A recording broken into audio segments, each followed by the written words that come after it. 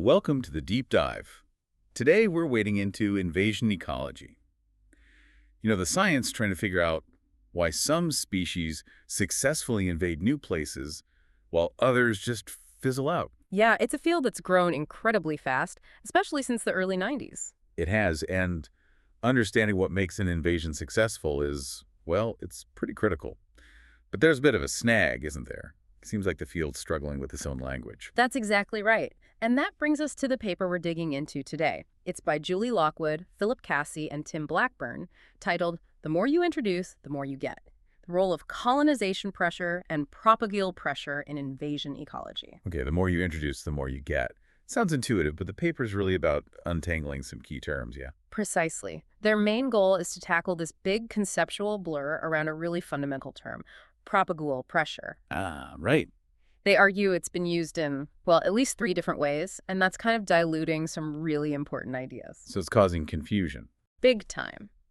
So our mission for this deep dive is to get these definitions straight. We want to clarify these concepts and, crucially, explain why one of them, a newly formalized idea they introduce, is absolutely essential. Okay. It needs to be the starting point, the null hypothesis, basically, when we're studying how many exotic species actually manage to establish somewhere. Got it.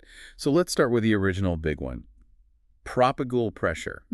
What exactly does that mean in the strict sense? Okay, so propagule pressure, sensu stricto, is all about the individuals. It's a population-level idea. Population level. Yeah, it means the total number of individual organisms, plants, animals, whatever, that get introduced to a new spot. And why does that number matter so much? Just sheer numbers. Pretty much. It's vital because it's about overcoming that initial, really chaotic period. Think about it releasing just a couple of individuals. Their chances are slim. Right. Things like the alley effect kick in. Can you quickly remind us what that means for a small group trying to get started? Sure. So the alley effect is basically when a population gets too small, its growth rate actually drops.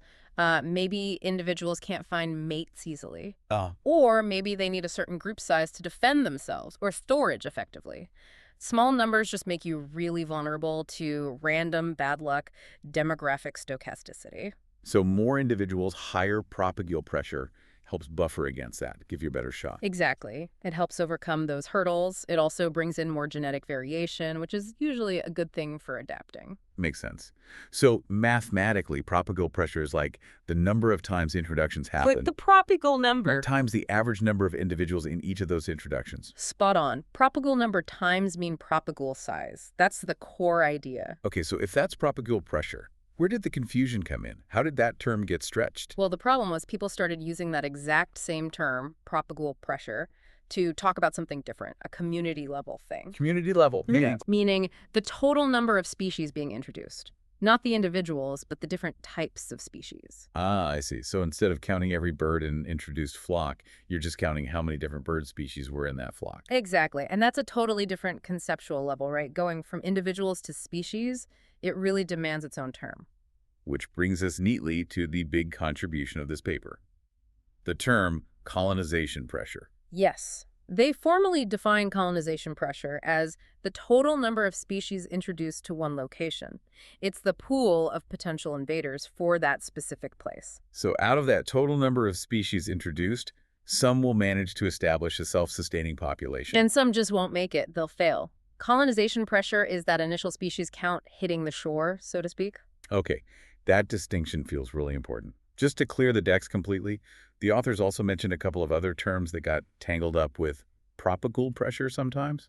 Right, just briefly, to show the extent of the messiness, they suggest propagule reign is a better term if you're talking about the offspring produced by already established invaders spreading out. Okay, so ongoing spread, not initial introduction. Yeah. And then there's propagule size. Plant ecologists sometimes use this to mean the actual physical size of a seed or a cutting. Like how big the seed is. Exactly. Which is, an interesting factor on its own, but it's distinct from the population count, the propagule pressure we first defined. Okay, terms clarified. Propagule pressure is individuals, colonization pressure is species. Now let's get to the core argument. Why does colonization pressure the number of species introduced matter so much? Why is it the null hypothesis? This is really the heart of it. The basic principle is just, well, it's logical. The more species you introduce, the more you should expect to establish. Just by random chance alone. Exactly. Even if nothing about the environment changes, if you throw more types of species at it purely by probability, you're likely to get more type sticking. So before you jump to conclusions about why a place has lots of invaders, like saying, oh, this habitat must be really degraded or this island is easy to invade, you have to account for this baseline effect. Precisely. You have to rule out the simple explanation. Maybe it just got hit with more species introductions. That's your null hypothesis. The paper gives a great example, right? The island comparison. Yeah, the Maui versus Mauritius comparison for exotic birds, it makes it crystal clear. So looking just at the outcome, Maui has 27 established exotic bird species. Mauritius only has 19. Right. So the initial, maybe naive conclusion might be, Mauritius must be tougher. Maybe its native ecosystems are more resistant. Seems plausible. But you're missing the crucial input variable. You need to look at the colonization pressure. Okay, so how many species were actually introduced to each? Well, Maui had 47 species introduced in total. Mauritius only had 33. Ah, okay. So Maui started with a much larger pool of potential invaders. Exactly. And now, if you calculate the actual establishment probability, the number established divided by the number introduced. Let's see, 27 out of 47 for Maui, 19 out of 33 for Mauritius. They're almost identical. About 0.57 for Maui, 0.58 for Mauritius. Basically the same chance of any given introduced species succeeding. Wow. So the reason Maui has more established exotic birds isn't because it's inherently easier to invade. Nope. It's almost entirely explained by the fact that it simply received more species introductions. Higher colonization pressure led directly to more established species, even with the same per-species success rate. That really drives home the null hypothesis point. But hang on, isn't it sort of standard practice to just plot, the number of established species against the total number introduced? It seems like a natural way to visualize success. Why do they say that's statistically dodgy? Yeah, it seems intuitive, but it's a classic statistical trap. It's called comparing a part to the whole. Part to the whole. Think about it. Let's say Y is the number of species that established, and the total number introduced is X failures plus Y successes. Okay. If you plot Y against X plus Y, you are mathematically guaranteed to find a positive relationship because Y is literally part of X plus Y. Oh, right. It's like saying taller people tend to weigh more. Part of being taller often involves having more mass. It doesn't necessarily tell you why. Exactly. Or their marble jar example, if you put more marbles in a jar, you'll find more red marbles. If red marbles are simply some fraction of the total you put in, it doesn't prove anything about the jar favoring red marbles. So it creates a spurious correlation. It looks like a relationship, but it's just an artifact of how you're comparing the numbers. Precisely. You haven't actually tested anything about the environment's role or the species traits. So what's the statistically sound way to do it then? The paper argues strongly you need to model the number of established species out of the total introduced.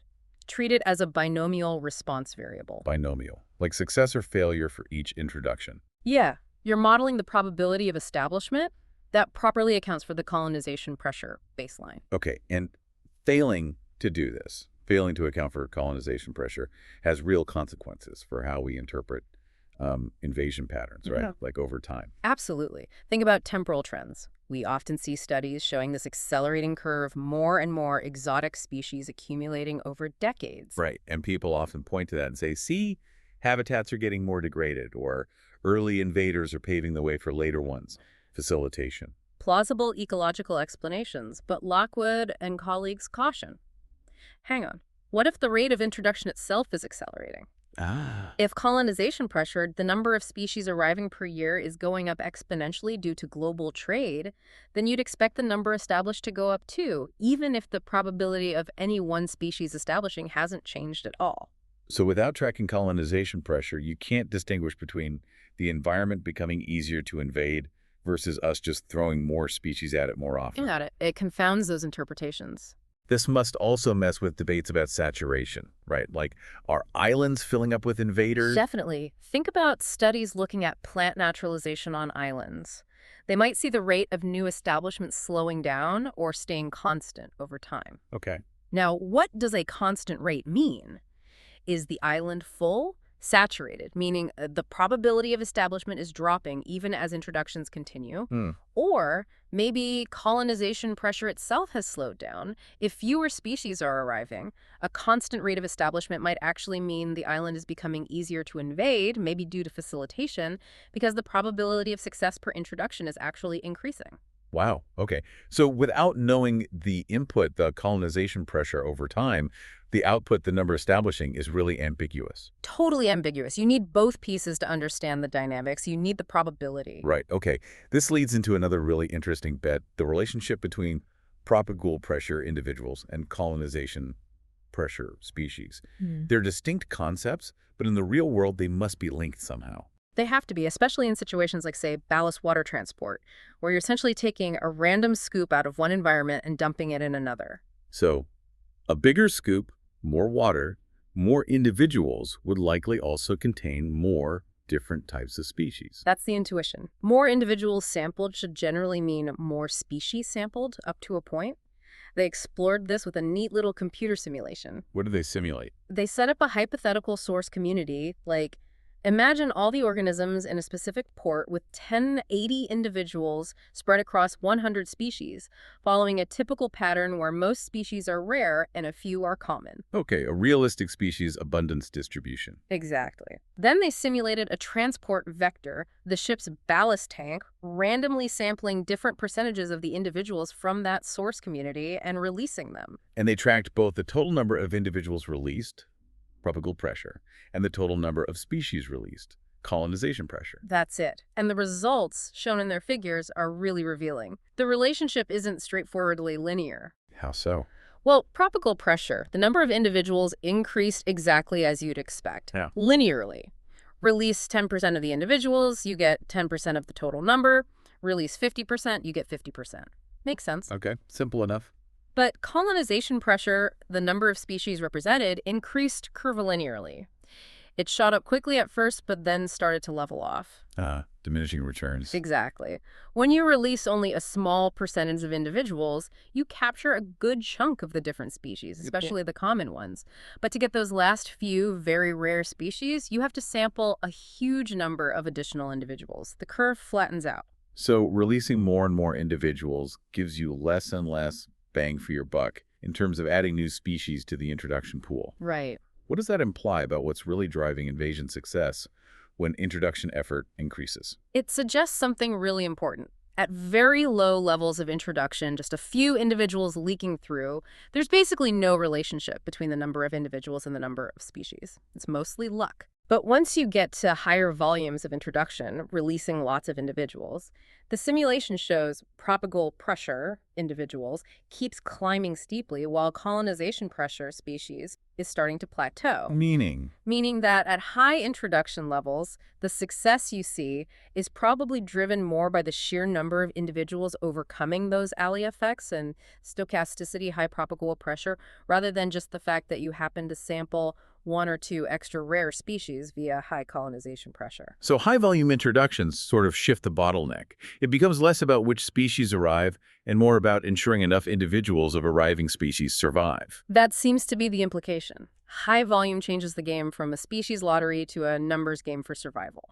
Okay, let's try and pull this together then. This deep dive really highlights, based on the Lockwood paper, two big roadblocks for invasion ecology. Yeah, I think that's fair. Obstacle one, just messy, inconsistent definitions, using propagule pressure for everything, blurred critical distinctions. Needs clear language, and obstacle two. Failing to consistently use the right null hypothesis. Specifically, failing to account for colonization pressure, the number of species introduced when you're trying to explain patterns in the number of established species at the community level. Right. You have to factor in the baseline chance first. You have to. And what's powerful about focusing on both propagule pressure and colonization pressure is that they both really underscore how much the invasion process is shaped by randomness, by stochasticity. Especially in those early stages. Absolutely. Those initial introduction phases, often driven by human activity, they really structure everything that happens later. It's not all just about the ecology of the destination. So if the field wants to move towards being more predictive, forecasting invasions better, what's the big challenge? Data, or rather the lack of it. Historically, we just haven't been very good at recording how many individuals or even how many species were actually introduced to most places. We see the result, the established species, but we often don't have good records of the initial input. Exactly, and that's where the idea of proxy measures comes in, which is a really promising area. Proxies, like indirect indicators. Yeah. Researchers have found some clever ways to estimate historical propagule pressure. Things like, well, the total volume of ballast water discharged in a port, Okay, makes sense. More water, likely more individuals. or how often a particular plant species appeared in nursery catalogs over time, or how frequently a bird species was listed in pet trade inventories. Tracking commercial availability. Even the price of an exotic pet. Sometimes cheaper, more readily available species have higher propagule pressure. These proxies try to capture the intensity of the introduction pathway. That's smart, using human, economic, and transport data as a stand-in for biological introduction data. So, the final step, the big opportunity for future research. Can we take these proxies, which seem to work pretty well for estimating propagule pressure individuals, and logically extend them to also estimate colonizing pressure species? Like, could ballast water volume predict not just the number of organisms, but also the diversity of species arriving? That's the key question. Many of these proxies measure the overall volume or frequency of trade and transport. It seems logical that higher volume might often correlate with higher species diversity being moved too. But it needs testing. It definitely needs rigorous testing. But if we can develop reliable proxies for colonization pressure, perhaps based on the diversity of goods traded or the number of source regions involved in trade, it could massively boost our ability to actually predict invasion risk. It really reframes the issue, doesn't it? It forces us to consider that maybe the single biggest factor determining how many species invade a place isn't how pristine or disturbed the environment is. But simply the sheer intensity and diversity of species we humans are constantly, often accidentally, throwing at it through our global networks. It's a numbers game driven by us. It's a numbers game we have to account for. So next time you hear about a new species establishing somewhere, the first question maybe shouldn't be, what's wrong with this ecosystem? But how many lottery tickets, how many species, how many individuals did we just buy for this location? That's the baseline colonization and propagule pressure reality.